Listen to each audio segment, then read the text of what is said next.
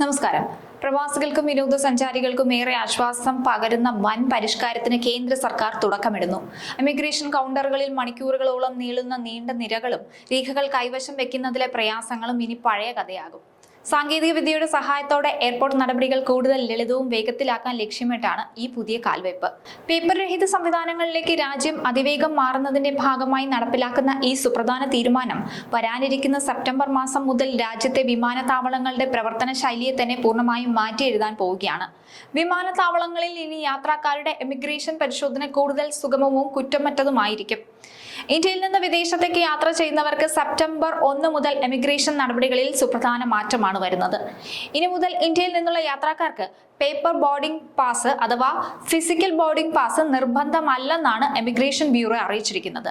Physical boarding pass നിർബന്ധമായി ഹാജരാക്കുകയോ അതിൽ സ്റ്റാമ്പ് പതിപ്പിക്കുകയോ ചെയ്യുന്ന രീതി ഇനി മുതൽ ഉണ്ടാകില്ല. പകരം യാത്രക്കാർക്ക് മൊബൈൽ ഫോണിലോ മറ്റ് ഡിജിറ്റൽ ഉപകരണങ്ങളിലോ ഉള്ള ഇ ബോർഡിംഗ് പാസ് കാണിച്ചാൽ ഇമിഗ്രേഷൻ ക്ലിയറൻസ് നേടാവുന്നതാണ്. ബ്യൂറോ ഓഫ് ഇമിഗ്രേഷൻ ഇതിനുള്ള നിർദ്ദേശം അന്താരാഷ്ട്ര വിമാനത്താവള ഏജൻസികൾക്കും സെൻട്രൽ ഇൻഡസ്ട്രിയൽ സെക്യൂരിറ്റി ഫോഴ്സിനും നൽകിയിട്ടുണ്ട്. നിലവിൽ ഇമിഗ്രേഷൻ ക്ലിയറൻസിനായി യാത്രക്കാർ ഫിസിക്കൽ ബോർഡിംഗ് പാസ് ഹാജരാക്കുകയും ഉദ്യോഗസ്ഥർ അതിൽ സ്റ്റാമ്പ് പതിപ്പിക്കുകയും ചെയ്യുന്ന രീതിയാണ് പിന്തുടരുന്നത്. എന്തുകൊണ്ടാണ് ഈ മാറ്റമെന്ന് ചോദിച്ചാൽ, ഈ നടപടി യാത്രക്കാർക്ക് ബുദ്ധിമുട്ടുണ്ടാക്കുന്നതായും തെറ്റായ രീതിയിലുള്ള സ്റ്റാമ്പിംഗ് കാരണം ബോർഡിംഗ് പാസിലെ വിവരങ്ങൾ വായിക്കുന്നതിൽ പിഴവുകൾ സംഭവിക്കുന്നതായിട്ടും ഒക്കെ ഉള്ള റിപ്പോർട്ടുകൾ ഉണ്ടായിരുന്നു. ഇതേ തുടർന്നാണ് പുതിയ മാറ്റം കൊണ്ടുവരുന്നത്. അതേസമയം ഫിസിക്കൽ ബോർഡിംഗ് പാസ് ഉപയോഗിക്കാൻ ആഗ്രഹിക്കുന്നവർക്ക് അത് തുടർന്നും ഇമിഗ്രേഷൻ കൗണ്ടറിൽ ഹാജരാക്കാൻ സാധിക്കും.